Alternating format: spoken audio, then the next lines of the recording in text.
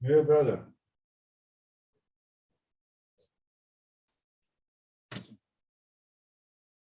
Yeah. Brother General, stand right there. I want to see you. If we record that, you know.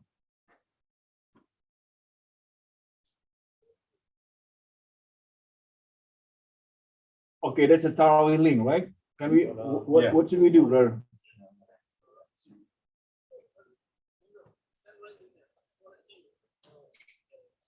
Yeah, there we go. Good.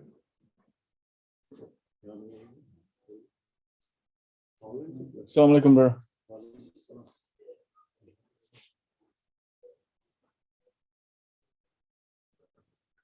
Brother Gazi, could you please stand right there? Maybe. Just a little. Okay. Oh. Okay.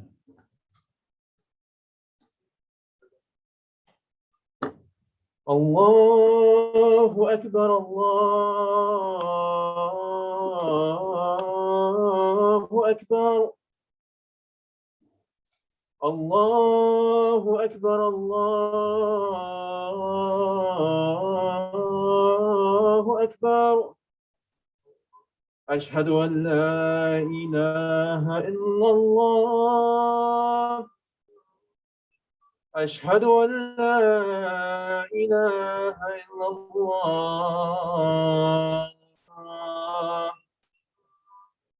أشهد أن محمد رسول الله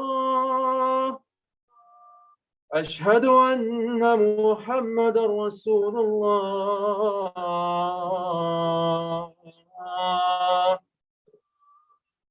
حي على الصلاة حي على الصلاة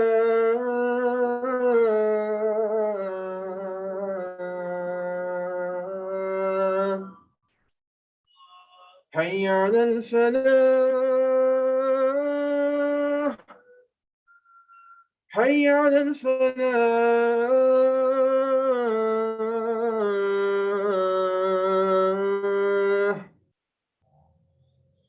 الله أكبر الله أكبر لا إله إلا الله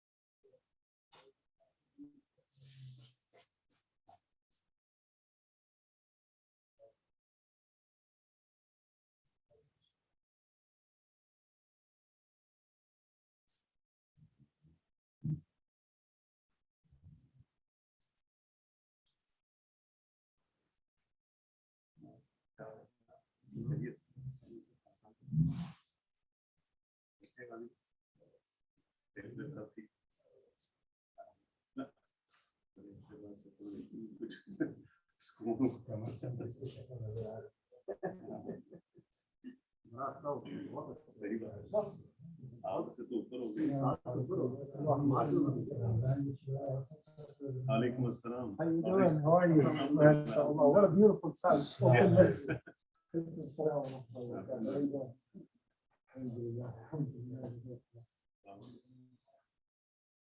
Long time no see. Long time, yes. I miss you very much. Alhamdulillah. MashaAllah. I'm recognizable now. MashaAllah.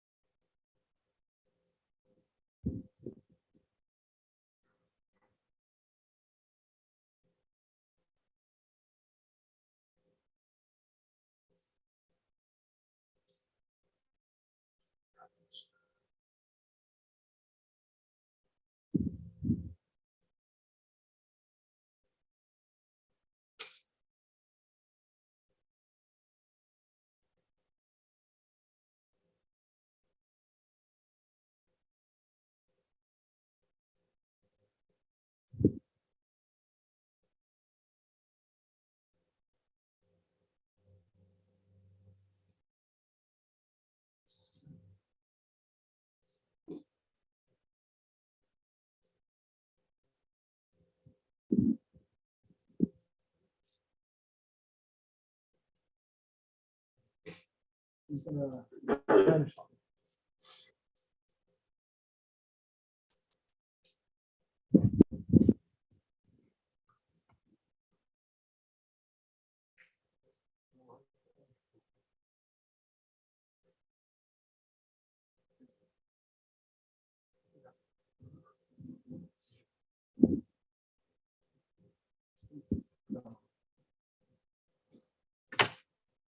السلام عليكم ورحمة الله وبركاته.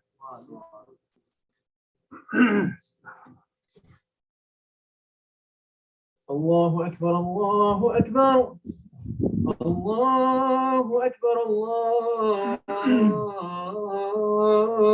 أكبر أشهد أن لا إله إلا الله أشهد أن لا إله إلا الله أشهد أن محمدا رسول الله أشهد أن محمدا رسول الله حي على الصلاة حي على الصلاة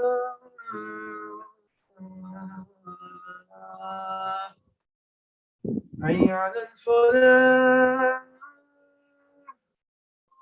حي على الفلاح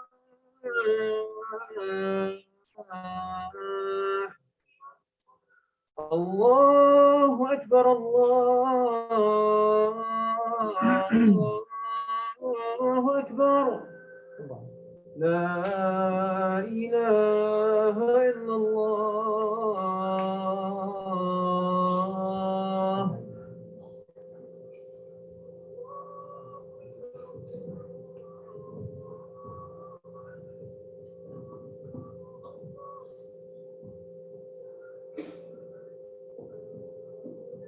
الحمد لله نحمده ونستعينه ونستغفره ونؤمن به ولا نكفره ونعوذ بالله من شرور أنفسنا ومن سيئات أعمالنا من يهده الله فلا مضل له ومن يضلل فلن تجد له وليا ولا نصيرا أشهد أن لا إله إلا الله وحده لا شريك له أشهد أن محمدا عبده ورسوله أرسله بالحق بشيرا ونذيرا يا أيها الذين آمنوا اتقوا الله وقولوا قولا سديدا يصلح لكم أعمالكم ويغفر لكم ذنوبكم ومن يطع الله ورسوله فقد فاز فوزا عظيما يا أيها الذين آمنوا اتقوا الله حق تقاته ولا تموتن إلا وأنتم مسلمون يا أيها الناس اتقوا ربكم الذي خلقكم من نفس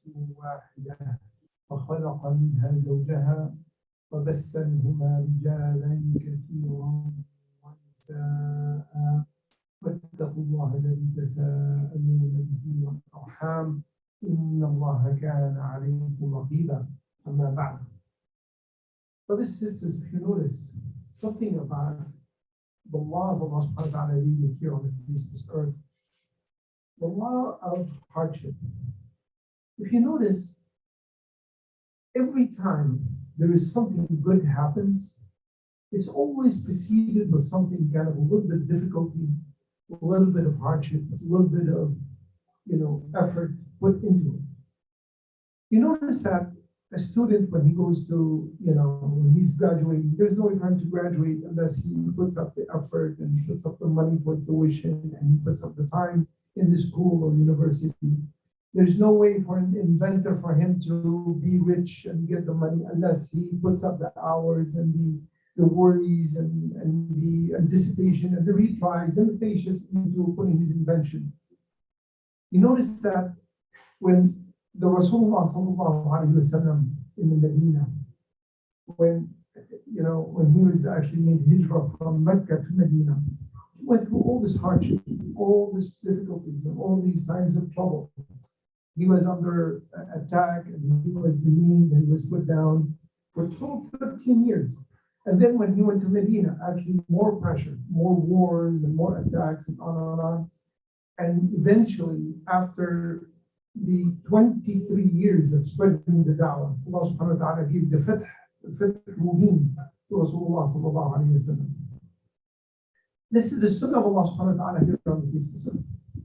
And one of the greatest stories that we hear about, we know about, we read about, is the story of Yusuf alayhi salam. The story of Yusuf alayhi salam, and Allah subhanahu wa ta'ala designated the whole surah, was revealed all one setting, one time. It's very lengthy surah, it's about 3/4 of juz. Allah subhanahu wa ta'ala talked about Yusuf and what do we learn from the story of Yusuf alayhi salam. Look at this picture earlier on. Yusuf alayhi salam, the brother number 11 from 12 brothers. These brothers come in from different, different mother, 10 from one mother, 2 from the other mother. Their father is worried about who's going to lead the ummah, who's going to lead Bani Israel, who's going to take them. But subhanAllah, the first 10 are not exactly the best brothers. They're sitting there conspiring. They're so occupied with jealousy and envy to their brothers, and they're actually, they have these conspiracies going on amongst them. They decided for them to, instead of killing their brother, that was the more rahmah, the ease that they took out on their brother, they thought, let's throw him in the well. And after they throw him in the well, Yusuf alayhi salam, and you could tell that he was backstabbed by his own brothers. Look at the hardship, look at the difficulty. The next step was Allah subhanahu wa ta'ala tested him. He's a young boy. He puts him, he thrown in allowed this to happen to him, to be thrown in the well. And then once he was taken out of the well, he was taken into slavery. He was taken to a different land, different country, and he was taken in as a slave instead of him being, too free like that. Actually, he was taken in as a slave. He grew up, and yet Allah subhanahu wa ta'ala exposed him to more difficulty and more hardship. With the unusual kind of hardship is the seduction of the wife of the Aziz, the woman that he was staying at her husband's house. He grew up to be a good-looking man, good-looking, handsome. Rasulullah sallallahu alayhi wa sallam described him as that he has half of the beauty of humankind is in one person. That is Yusuf alayhi salam. And then no wonder the women just fell in love with him and they did whatever it is for them to seduce him.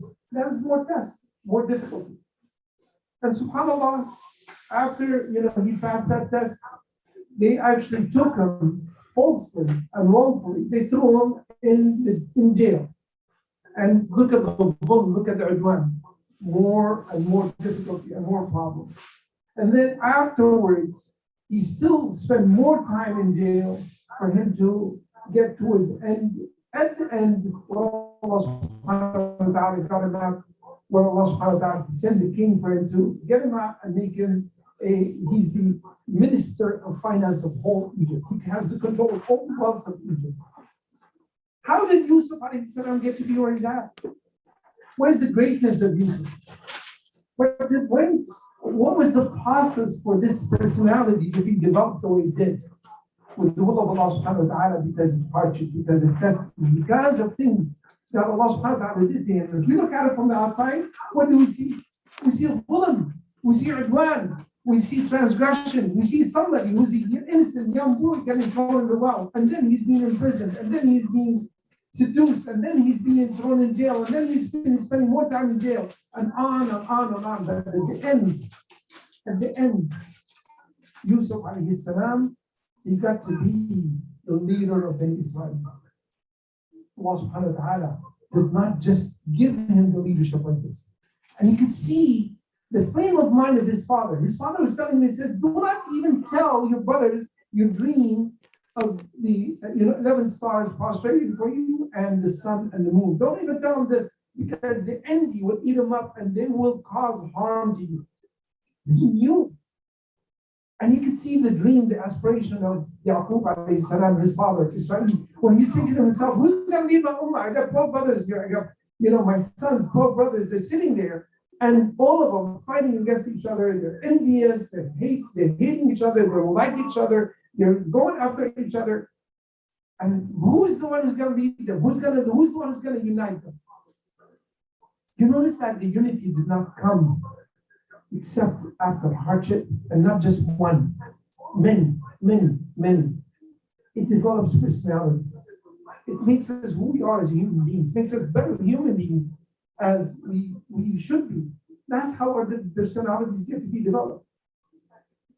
Look at Rasulullah sallallahu alayhi wa sallam. There was one scholar, this recent scholar, he calculated the amount of time of rest and peace Rasulullah sallallahu alayhi wa sallam has spent between the 23 years, the day where Jibreel alayhi salam came to Rasulullah sallallahu alayhi wa sallam in the cave, all the way until the day he died. You know, the entire period of rest and peace and no hostility and no wars and no threats and no harm come upon him and the Sahaba. You know what the duration of amount of time it is calculated for? 3 months. 3 months out of 23 years. That's what developed the personalities. That's what then made the ummah what it is. That's what made them this great ummah, the great sahabi, the great people. And we talking today, who do we talk about? We talk about the Ansar, we talk about the Muhajireen. You know how many Muhajireen there are? Allah subhanahu wa ta'ala spoke about them, spoke about their personality, spoke about their giving, spoke about their courage, about their giving, about their sacrifice, about their sincerity. The highest number we have is 150 of them. That's it. Can you imagine? 150 of Allah subhanahu wa ta'ala with that influx of power after 23 years, spread Islam 100 years after, all the way from China. May Allah subhanahu wa ta'ala be with our brothers in China, in Uzbekistan. May Allah subhanahu wa ta'ala be with them. They're being tested now. They're under duress.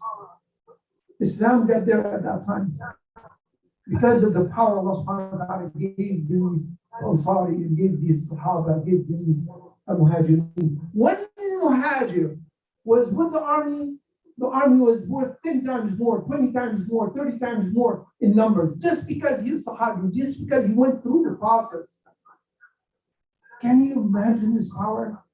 China all the way to Spain. And today, alhamdulillah, You can barely go to a country, you can barely go to a city unless you see Islam is there. You see Muslims are there. Make no mistake about it, brothers, sisters, sisters. Make no mistake about it, all the hardship that we're going through between Corona and the difficulty, the financial difficulty, and the psychological difficulty we're going through as whole humanity overall, and the Muslim Ummah specifically, is for a purpose. For a purpose to develop personalities, to make better human beings of us, to make better Muslims from our Islam, to develop our personalities, to make us in a better place. This is not just torture for the sake of torture. Allah subhanahu wa ta'ala is above beyond that. Allah subhanahu wa ta'ala Rahman, Allah subhanahu wa ta'ala Rahim. We should not be looking at these calamities as calamities for the sake of calamities. And we should say unfortunate. We should say it is from Allah subhanahu wa ta'ala, Allah subhanahu wa ta'ala destined for us to go through this process because of something great at the end. Even the word in the Quran, the word adab. What is the word adab? You know what the word adab is? In the Quran, Allah subhanahu wa ta'ala mentioned the word adab many times in the Quran. Allah subhanahu wa ta'ala says adabun azim. Allah subhanahu wa ta'ala says adabun alim. Allah subhanahu wa ta'ala says adabun muheen. Allah subhanahu wa ta'ala says adabun muqeen. 4 different descriptions of the adab. What is the adab? The torment. We describe it as torment. But you know what the word adab is? The word adab is a very unusual word in Arabic because the source of it comes in from adb. Adb means clean.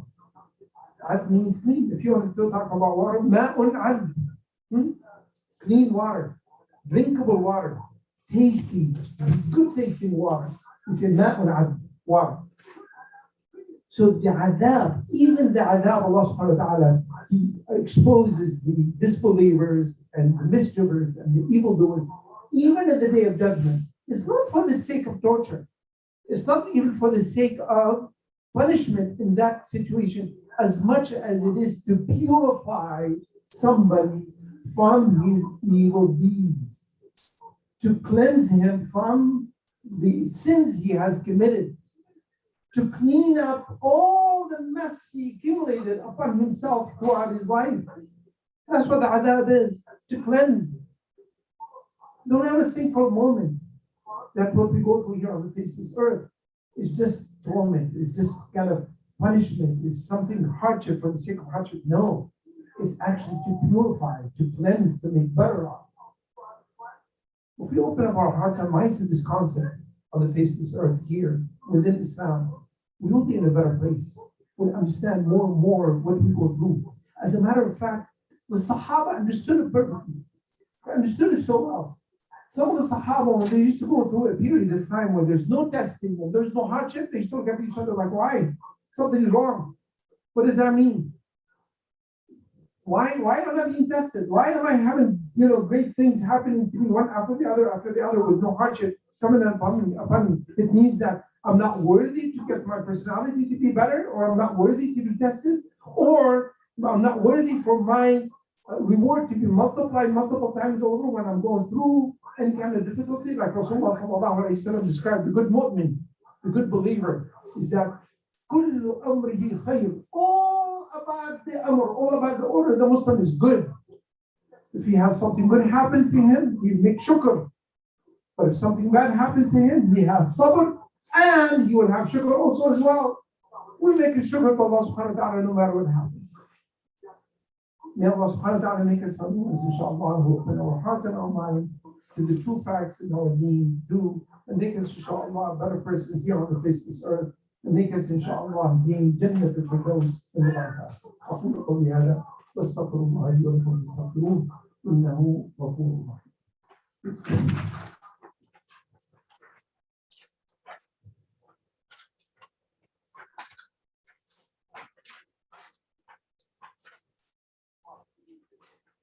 إن الحمد لله نحمده ونستعينه ونستغفره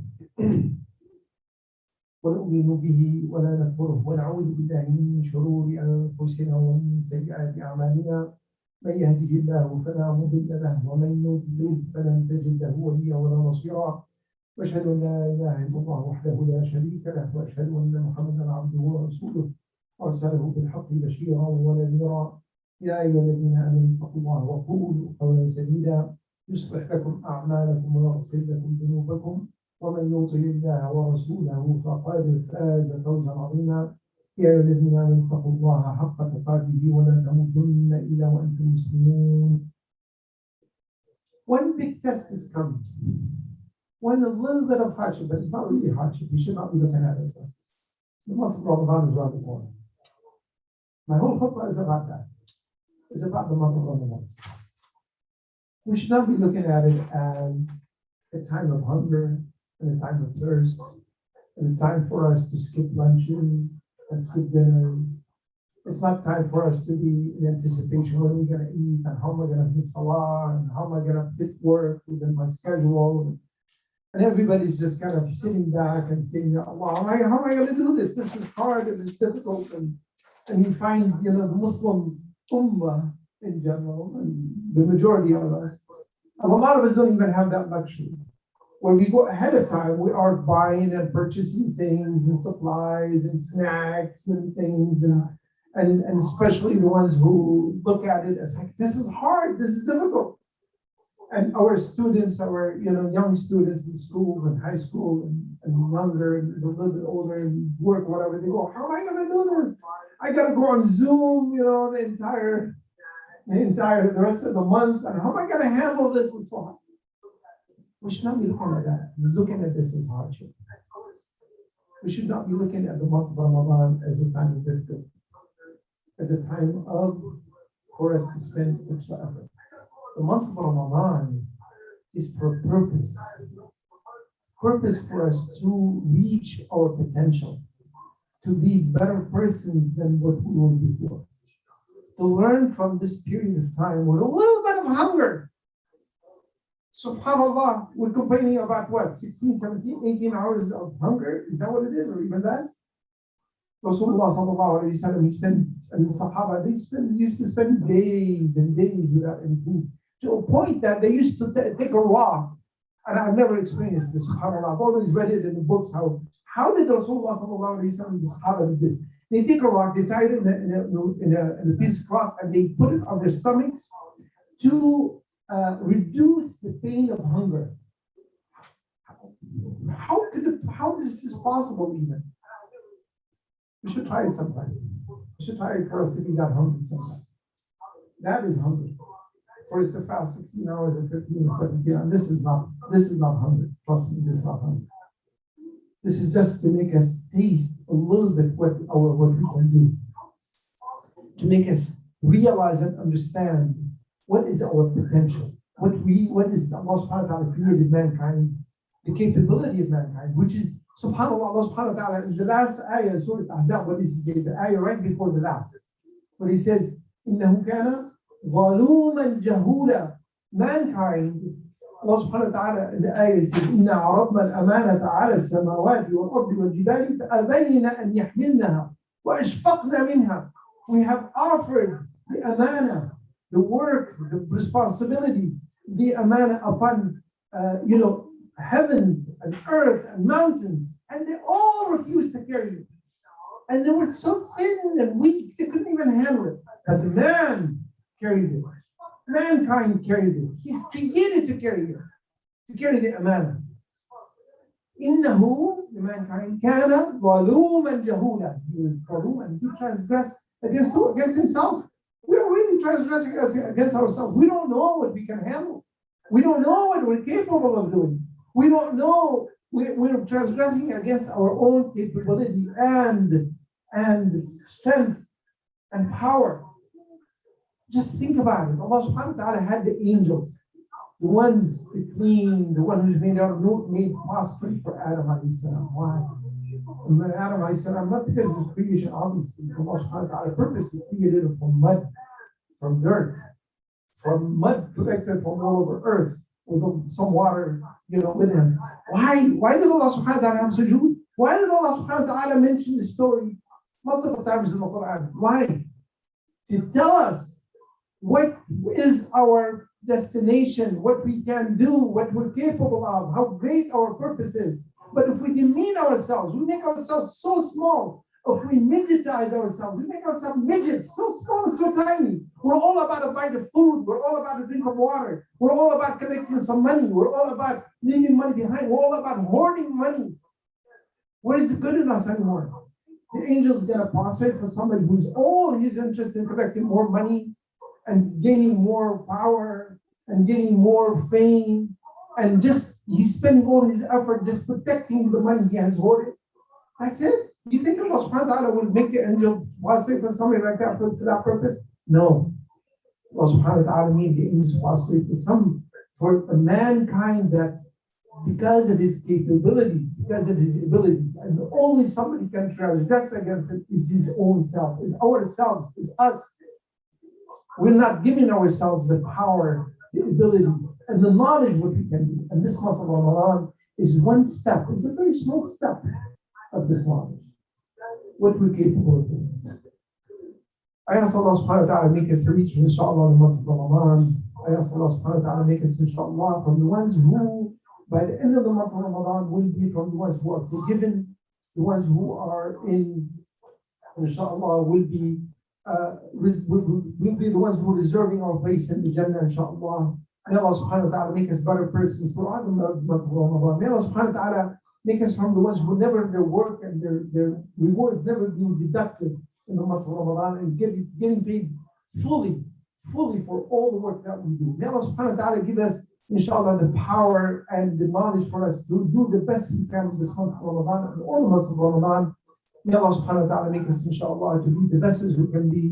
May Allah subhanahu wa ta'ala make us, inshallah, to be from the occupants of Jannah al-Firdaus, inshallah. أقول قولي هذا ولا داعي أقول آمين. اللهم اغفر للمسلمين والمسلمات الأحياء منهم والأموات. اللهم آتنا في الدنيا حسنة وفي الآخرة حسنة وقنا عذاب النار وقنا عذاب القبر وقنا عذاب الحشر وقنا عذاب الميزان. ربنا لا تزغ قلوبنا بعد إذ هديتنا وهب لنا من لدنك رحمة إنك أنت الوهاب. اللهم ربنا هب لنا من أزواجنا وذرياتنا قرة أعين واجعلنا للمتقين إماما. اللهم ربنا انصر الإسلام والمسلمين. اللهم ربنا انصر الإسلام وأعز المسلمين. اللهم ربنا كن مع إخواننا المستضعفين في كل مكان يا رب العالمين. اللهم ربنا كن مع إخواننا في الصين وفي سوريا وفي فلسطين. اللهم ربنا كن معهم في كل أنحاء الأرض يا رب العالمين. اللهم يا ربنا اشفنا واشف مرضانا ومرضى المسلمين أجمعين شفاء تاما لا يغادر سقما. اللهم يا ربنا ارحمنا وارحم موتانا وموتى المسلمين اجمعين، وادخلنا يا ربنا واياهم جنة الفردوس راضين مرضيين بمغفرتك ورحمتك وانت ارحم الراحمين. اللهم يا ربنا انا نعوذ بك من الاوباء والاسقام والفيروسات. اللهم يا ربنا الف بين قلوبنا وجمع بيننا، اللهم يا ربنا وحد صفوفنا. اللهم يا ربنا اجعلنا من الصابرين، واجعلنا يا ربنا من أهل جنات النعيم. اللهم يا ربنا بلغنا المغفرة شهر رمضان. يا Allah subhanahu wa ta'ala make us, inshallah, reach the month of Ramadan. Ya Allah, give us, inshallah, the full rewards in the month of Ramadan. Ya Allah, give us, inshallah, the full rewards in Laylatul Qadr. Ya Allah, make us from the ones who do our best, inshallah, in the month of Ramadan. سبحانك اللهم لا إله إلا أنت وحدك لا شريك لك. سبحانك رب العزة عما يصفون وسلام على المرسلين والحمد لله رب العالمين والصلاة والسلام على سيدنا محمد سيد الخلق أجمعين.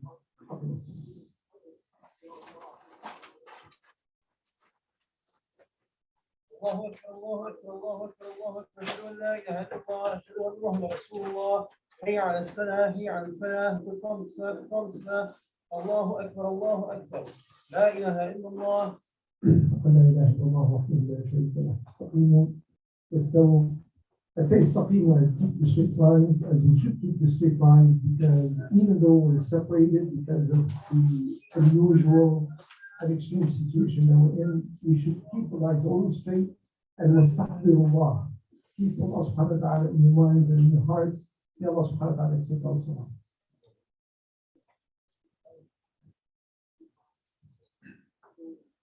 Allahu Akbar.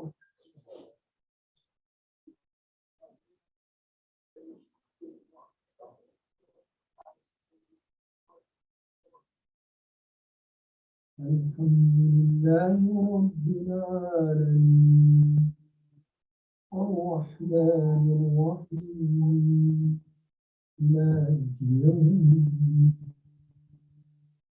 إياك نعبد وإياك نستعين اهدنا الصراط المستقيم صراط الذين أنعمت عليهم غير المغضوب عليهم ولا الضالين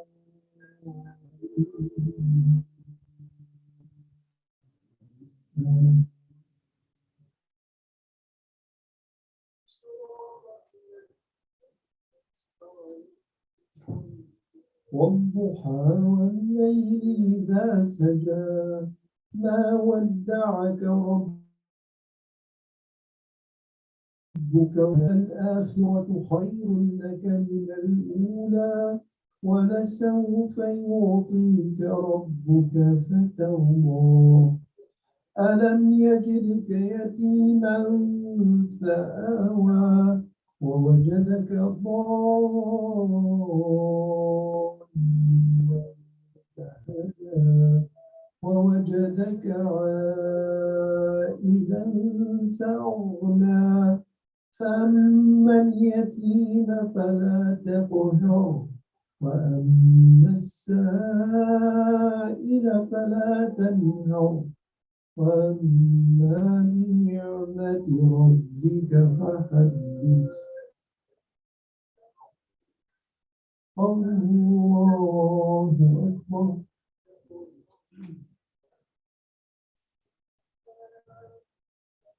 سمع الله لمن حمده الله أكبر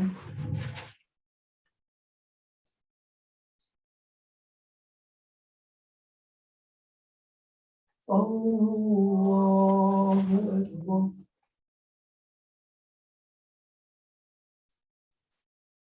الله أكبر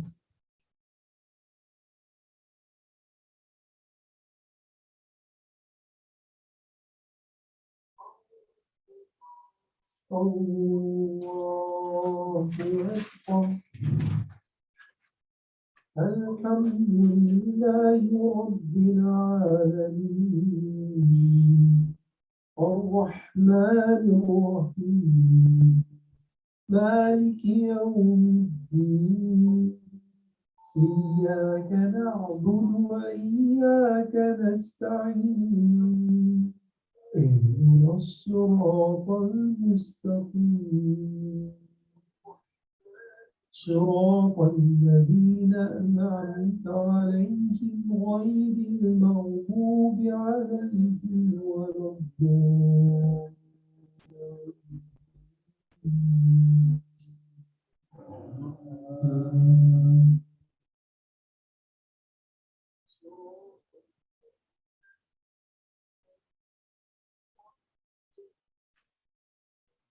والتين والزيتون وطور سينين وهذا البلد الأمين لقد خلقنا الإنسان في أحسن تقويم ثم رددناه أسفل سافلين إلا الذين آمنوا وعملوا الصالحات فلهم أجر غير ممنون فما يكذبك بعد بالدين أليس الله بأحكم الحاكمين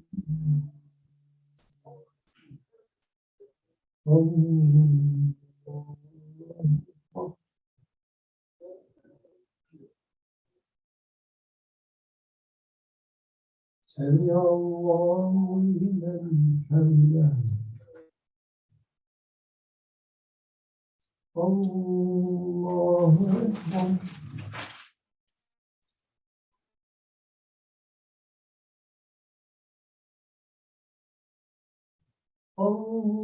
الله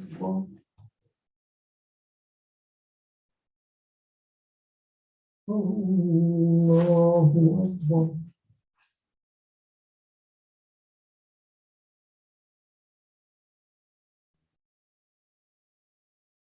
الله أكبر.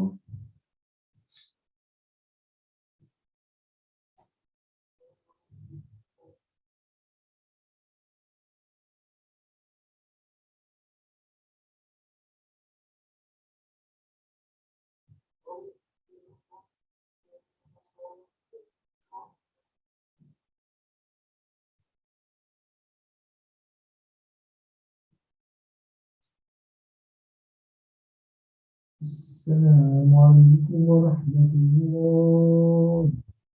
السلام عليكم ورحمة الله.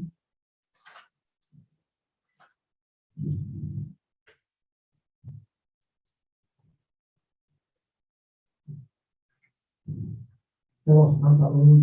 السلام عليكم ورحمة الله وبركاته. يا الله سبحانه وتعالى ودي ونسيتها والصلاة إن شاء الله. ورمضان مبارك لأبواب إن شاء الله. جزاكم الله خير. الحمد لله رب العالمين. المسجد will be open through the month of Ramadan.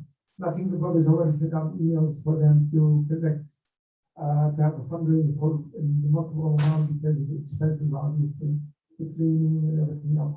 Remember, subhanAllah, when I walked in through the parking lot here and I found the canopy collapse where it did, I say this is a sign from Allah subhanahu wa ta'ala to make us give more shukr. Alhamdulillah, we have a roof on top of our heads that doesn't come down that easy, at least. Alhamdulillah. So, just pay attention to the masjid and make sure that you fulfill your obligations, our obligations, to keep the masjid clean and keep it, inshallah, well kept. And may Allah subhanahu wa ta'ala, inshallah, remove this, disease and make it go away, inshallah. We'll be back. I don't want to say like before. I want to say better than before, always, inshallah, year after year. Jazakumullah khair, barakallahu fikum jameel. And, taqabbalallah.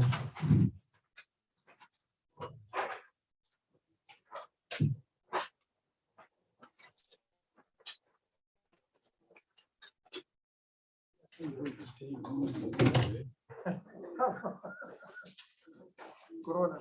How are you?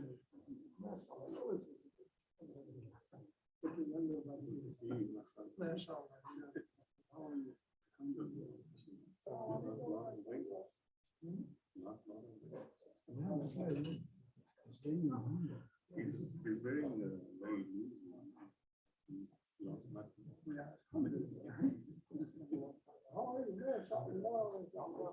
His time is time. They're recognizing him. 1 year, not a point. You as well, man.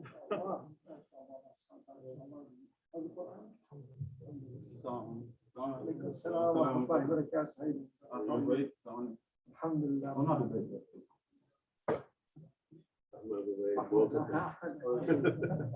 Oh, I didn't even recognize you. Neither did I, subhanAllah.